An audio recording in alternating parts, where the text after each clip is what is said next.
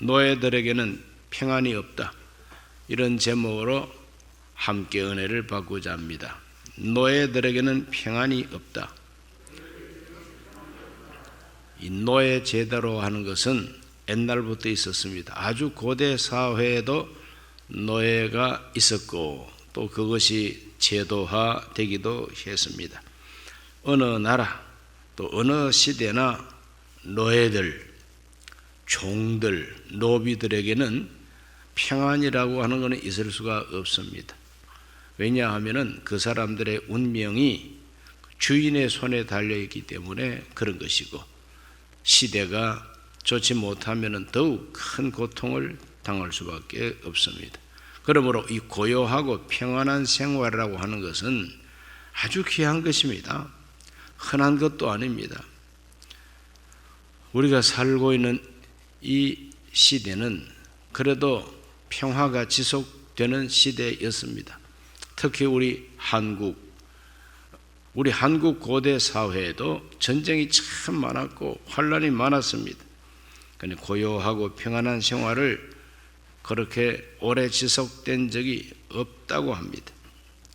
무엇보다 노예 신분에서 고요하고 평안한 생활을 하기 위해서는 제일 중요한 것이 해방을 받아야 된다는 겁니다. 노예 신분에서 자유인으로 해방을 받아야만이 고요하고 평안한 생활을 할 수가 있는데, 해방받지 못하면은 언제나 종노릇을 해야 되는 겁니다. 영국에도 노예들이 있었고 또 노예 무역이 있어가지고 아프리카에 가서 흑인들을 잡아서 저 미국 농장으로 갖다 팝니다. 사람 장사입니다.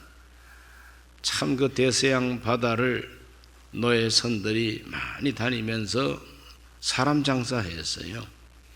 그 뭐 인신매매도 흉악한 인신매매죠. 그러한 죄를 저 유럽에 있는 큰 나라들이 많이 저질렀는데 그 중에 대표적인 나라가 영국입니다. 그런데 이 영국에서도 신앙 양심이 있는 분들이 노예 해방을 위해서 많이 기도하고 애쓰고 힘써서 마침내 1834년 8월 1일 노예 제도를 폐지하고 또 노예 무역을 또 폐지하게 됩니다. 그 노예를 소유하고 있었던 사람들, 노예를 소유하고 있던 사람들 75만입니다. 그 주인들이 데리고 있는 노예들 숫자가 75만 명이었는데 국가가 그 노예 주인들에게 노예값을 쳐줬어요. 그 2천만 파운드라 그랬어요. 2천만 파운드를 국가에서 지불하고 이 사람들을 해방시키게 됩니다. 미국은 그보다 좀 늦게 1865년 31년 후에 12월 6일 날 아브라함 링컨의 결단으로 노예 해방령을 내리게 됩니다. 노예 해방령. 미국에서는 이 노예 해방령을 내리고 남과 북이 그냥 전쟁을 했습니다. 오랜 세월 막 전쟁합니다. 남쪽에는 농장이 많으니까 노예들이 많이 필요합니다. 그런데 북쪽에는 노예가 많이 필요 없고 또 거기는 공업화 도시들이 이제 들어서기 시작하기 때문에 노예들도 공장 직원으로 채용을 해가지고 일을 시키고 이러다 보니까 어떤 사회적 정치적 입장이 좀 틀리다 보니까 노예 해방이 북쪽에서는 필요했고 남쪽에서는 노예를 유지해야만 했습니다. 이 남쪽에서 이 노예 유지를 위해서 북쪽하고 전쟁까지 했습니다. 그 남북 전쟁을 통해서 많은 사람이 피 흘려 죽었죠. 그 피값으로 해방이 이루어지게 된 겁니다. 그럼 우리 한국은 어떤가? 우리 한국은 그때 나라 이름이 조선이죠. 이 조선은 노예제 국가였습니다. 노예가 얼마나 많은지, 노비가 얼마나 많은지 전 국민의 한 40%까지 노비였었다고 그럽니다. 이 노비가 되면은 그 운명은 주인의 손에 달려 있는 것이죠. 여자 노비가, 노자라고 하는 것은 남자 노비를, 종을 노라 그러고 여자 종을 비라 그럽니다. 그래서 합해서 노비, 남자종, 여자종, 노비. 노비가 자식을 낳으면 노비가 됩니다. 여자 노비 가운데 혹 인물이 잘났다든지 해서 양반 남자가 그 여자 종을 데리고 살았다. 그는 거기에서 출생하는 자식들을 서자라 그럽니다. 서자. 그래서 이 서자들도 나중에는 노예로 만들어 버리는 거죠. 종으로 만들어 버립니다. 홍길동이라고 하는 말 들어보셨죠? 참 뛰어난 재능과 능력이 있었지만 아버지를 아버지라 부르지 못하고 주인 어르신이라고 불러야만 됐습니다. 그만큼 이 조선 사회는 노예제 사회로서 불행하게 사는 국민들이 40% 이상, 또 양반은 아니라 할지라도 평민이라 할지라도 자유민으로 산다 할지라도 너무 가난하다 보니까 어려움을 당하고, 차라리 내가 노비가 되면은 주인이 주는 밥 먹고 살지, 이런 식으로 해가지고 스스로 노비가 되겠다고 하는 사람도 있었다고 하는 슬픈 이야기들도 많습니다. 자, 우리나라 이 조선의 노비들은 언제 해방을 받느냐? 1894년 7월 1일부터 제1차 갑오개혁이라고 시작이 됩니다. 갑오년에 개혁했다 그래서 갑오개혁, 그 갑오개혁이 1894년 7월 달부터 개혁이 시작됐습니다. 그런데 그 개혁을 단행했던 그때 당시에 내각, 김홍집 내각이라고 그럽니다. 어떻게 이렇게 개혁을 단행할 수 있게 됐느냐? 우리나라가 그래도 선각자들이 있지 않습니까? 세계 정세를 좀 깨닫고 우리 조선도 변화돼야 된다고 하는 이런 개혁파가 있습니다. 급진 개혁파가 3일 천하를 누리다가 실각하고 다 사형을 받고 그랬습니다. 김옥균이라고 하는 이와 같은 사람은 암살령을 내렸습니다. 추포령을 내렸습니다. 그래서 결국은 중국에서 암살을 당합니다. 죽은 사람의 머리를 베어다가 사람들이 많이 다니는 곳에 걸어두고 이렇게 했습니다. 이렇게 철저하게 정치적으로 뭔가 반역을 한다든지 반대를 이렇게 표시하면 무섭게 다루었습니다. 그런데 일본을 보고 배워야 되겠다. 그래서 일본처럼 우리도 개혁하자. 온건 개혁파들이 또다시 일어났습니다. 그런데 일본이 청나라하고 전쟁을 해가지고, 우리나라에서 청나라하고 전쟁해가지고 일본이 이깁니다. 일본이 더 힘이 셉니다. 그래서 일본이 우리나라 대궐을 에워싸고 조선을 개혁시켜야 된다. 강제 개혁이죠. 그러니까 그러면서 들어선 사람이 누구냐면은 김홍집 내각이라고, 요즘 말로 국무총리죠. 새로 들어섰습니다. 이분들은 온건 개혁파라 그럽니다. 그래서 우리 조선도 이제 변화돼야 된다. 그래서 이제 그때부터 단발령도 내리고 그때부터 신분제를 폐지시킵니다. 노예 신분제, 노비 신분제를 다 폐지를 시키고 여러 가지 이제 개혁 운동을 일으키게 됩니다. 그 개혁 운동을 일으키다 보니까 일본이 너무 입김이 세지 않습니까? 이러다가는 완전히 일본에게 나라가 넘어가겠다. 그러므로 견제를 해야 된다. 그래서 민비라고 하는 고종 왕의 부인 민비가 러시아를 끌어들입니다. 그래서 러시아하고 친하게 되고 그 러시아의 힘을 빌어서 일본의 힘을 밀어내려고 그러다 보니까 그 일본이 가만히 있습니까? 아니, 이 여자가 너무 세다. 그러므로 이 민비를 없애지 아니하면은 이 조선에서 우리 일본의 이익이 없어지겠다. 그래서 암살을 하게 됩니다. 그래서 칼을 든 일본의 무리들이 대궐을 침범하고, 그래서 양 밤중에 막 침실을 뒤지고 해가지고 그 민비를 시해하게 되지요. 민비를 시해하고 난 다음에 이 고종 황제가 너무 충격을 받습니다. 충격을 받아가지고 그래서 러시아 공관으로, 지금 우리 저기 서대문구 정동 거기 옛날 러시아 영사관이 있었는데 그 영사관으로 피신을 하게 됩니다. 그래서 파천이라 그럽니다. 임금이 피한 것을 파천이라 그래요.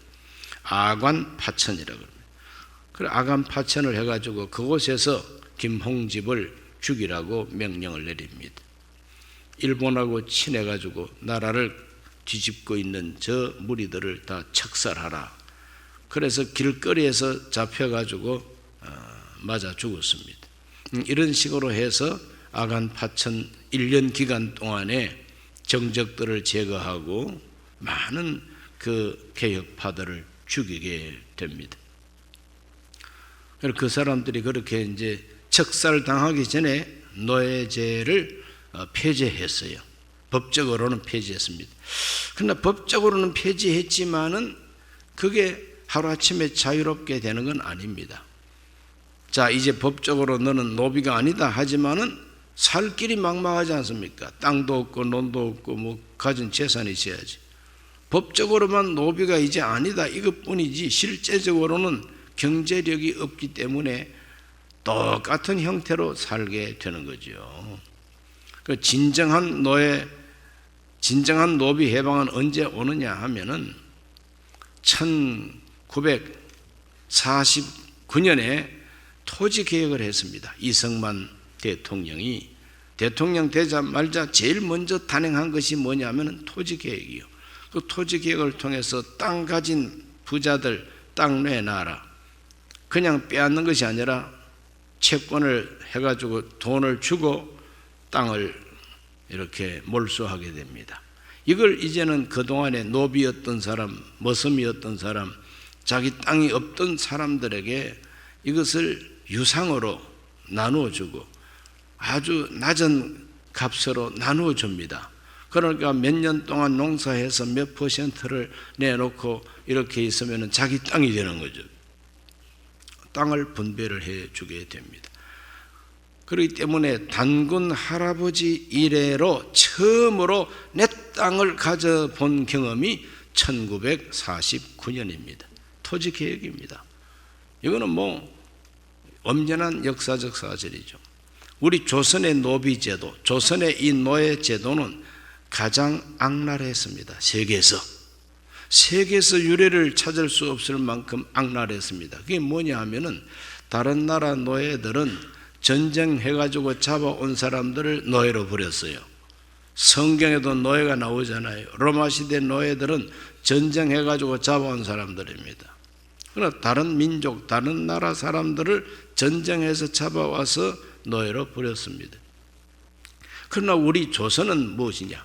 자기 나라 백성을 노예로 만들어가지고 풀어주자니 하고 종으로 부렸습니다. 자기 나라, 자기 동족을 그렇게 무참하게.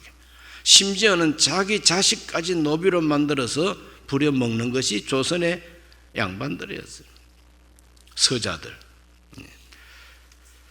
가장 악랄한 그런 노예 제도였다고 그렇게 평가를 하고, 또 가장 오랫동안 19세기 말까지 1894년 7월 달부터 법적으로 해방했을 뿐이고, 그러나 경제적 해방은 1949년에야 비로소 내 땅을 가질 수가 있었으니까.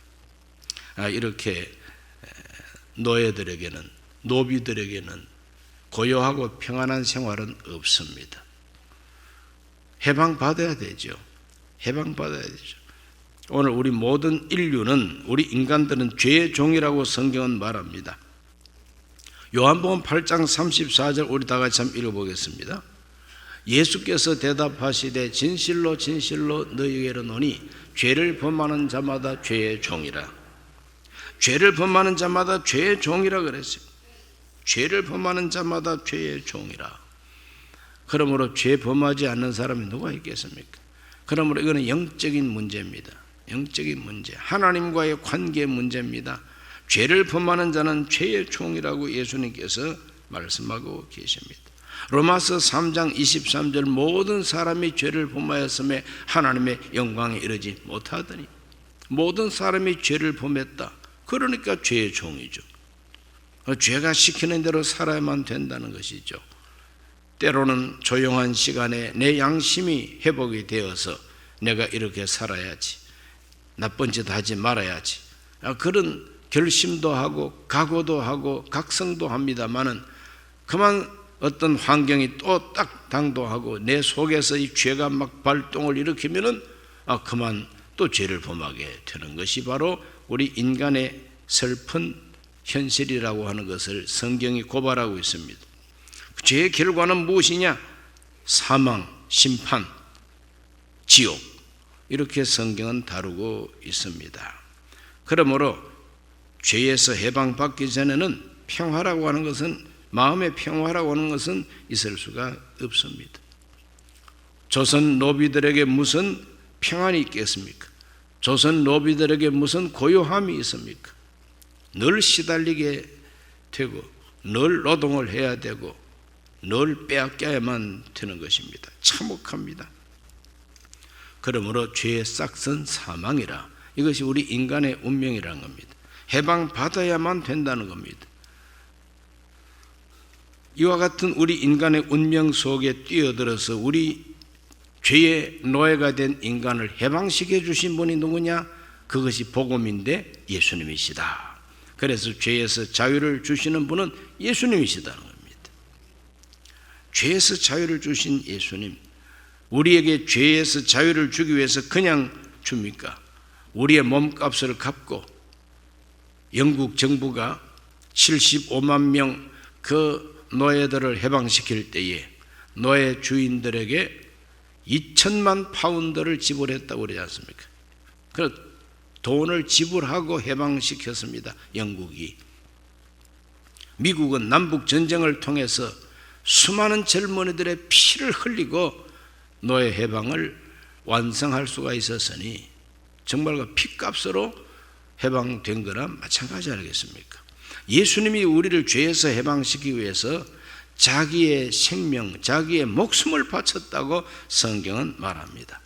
그가 찔림과 그가 상함과 그가 채찍에 맞음으로 우리가 치료를 받고 우리가 평안을 얻게 됐다고 성경은 말해주고 있습니다.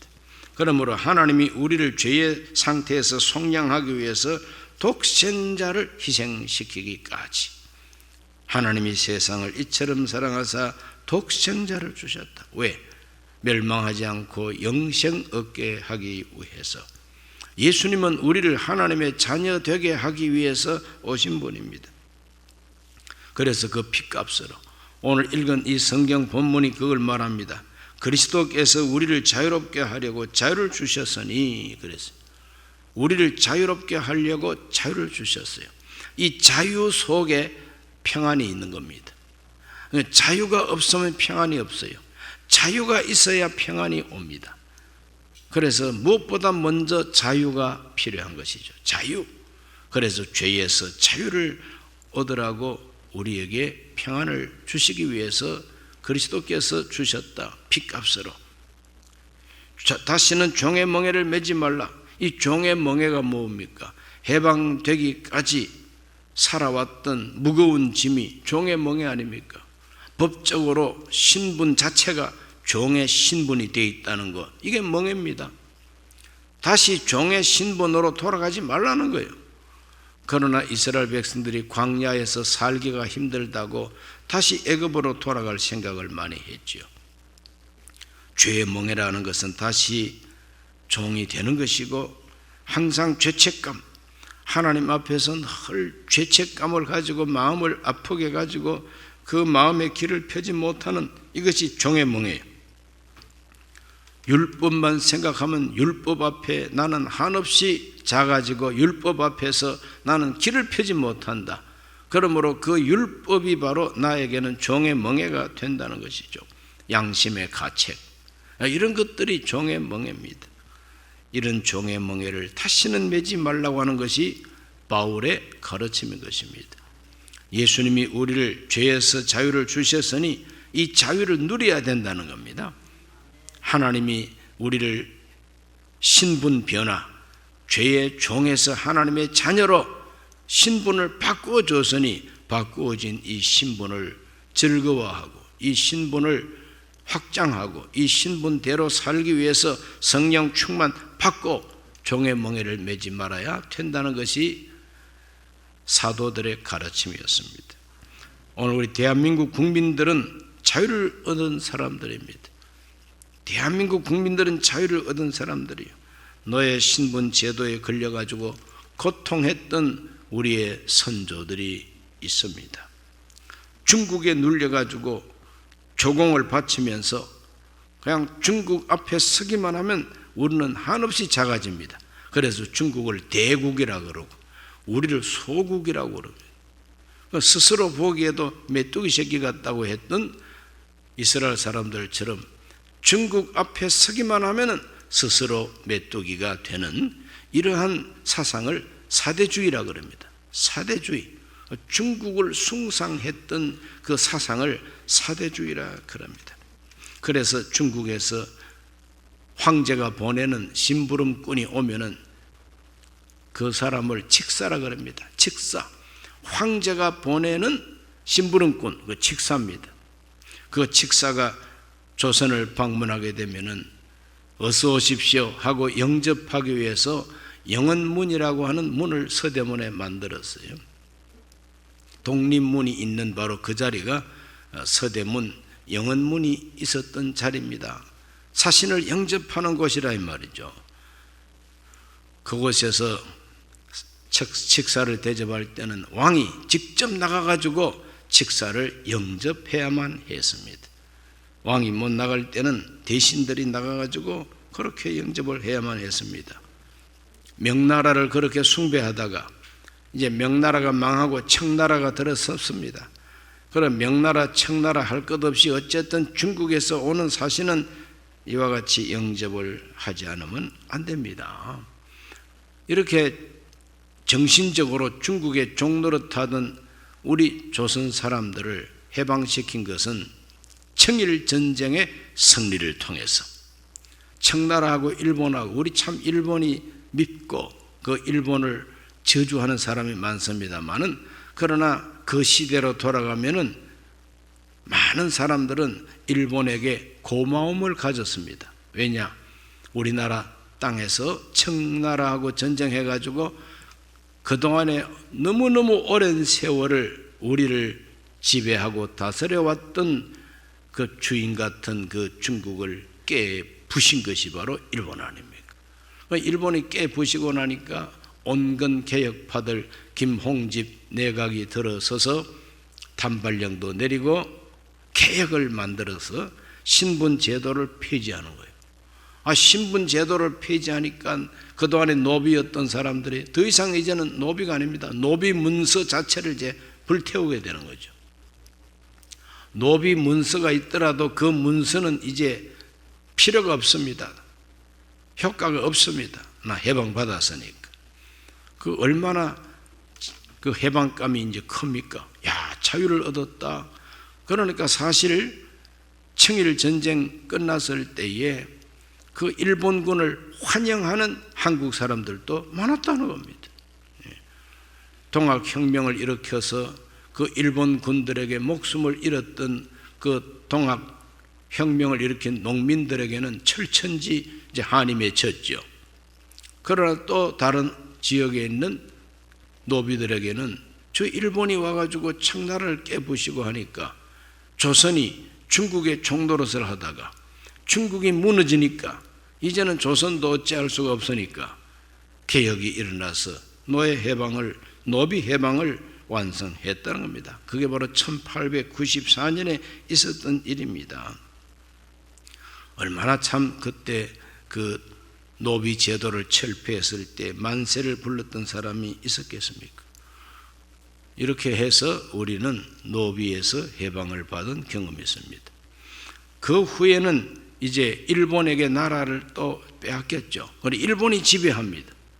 이 못되고 악한 저 일본을 어떻게 우리가 이길 수가 있습니까? 그것은 우리 힘으로는 안 되지요.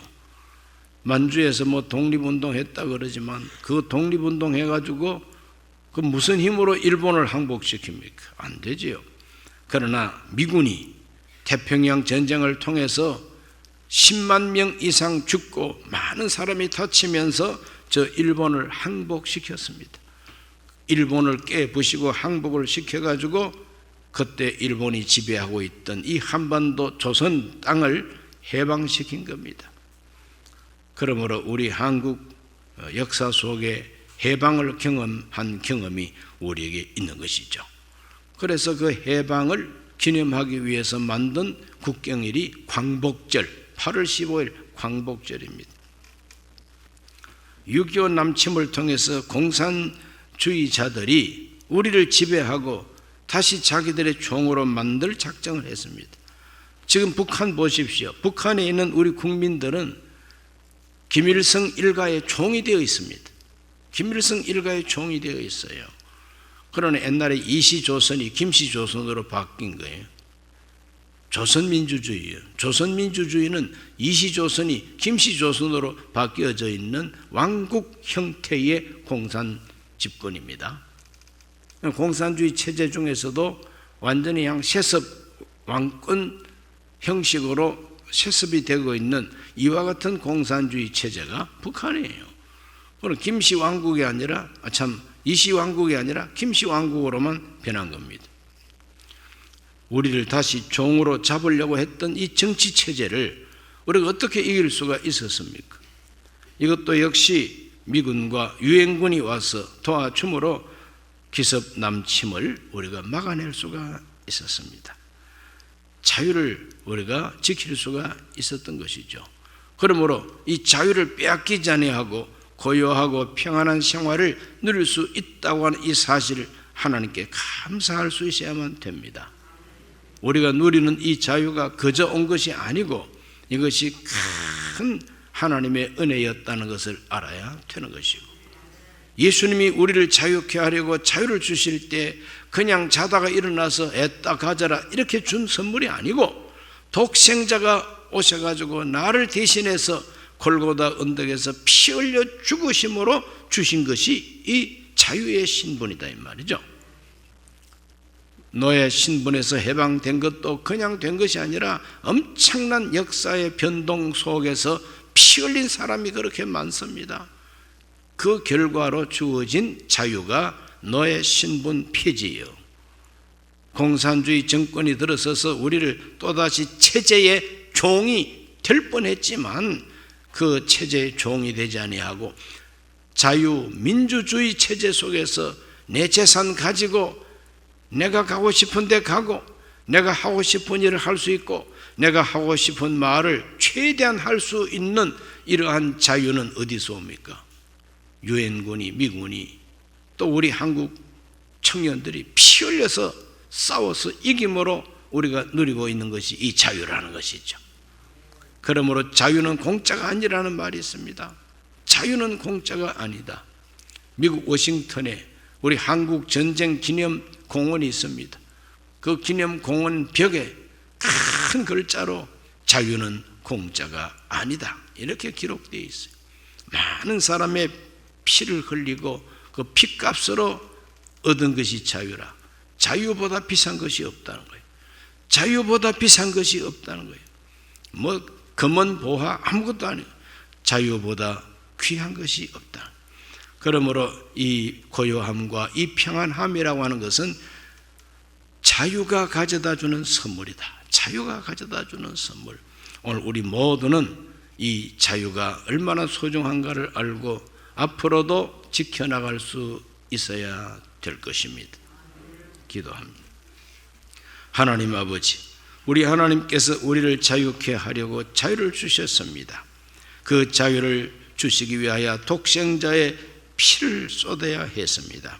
역사 속에서도 아버지 하나님, 노예 해방 그리고 신분제 폐지 등을 위해서 얼마나 많은 역사의 변동과 그 변동 속에 피 흘린 사람이 많습니까? 너무나도 고귀한 자유를 우리에게 허락하여 주셨건만 자유의 소중함을 알지 못하고 함부로 행동하고 말하는 사람들도 많습니다. 깨닫게 하여 주시옵소서. 모든 그리스도인들은 우리를 죄에서 자유케 하신 하나님의 은혜를 잊지 말게 하여 주시고 늘 감사 찬송하고 성령 충만받아서 이 자유를 누리게 해 주옵소서. 예수님 이름으로 기도하옵나이다. 아멘.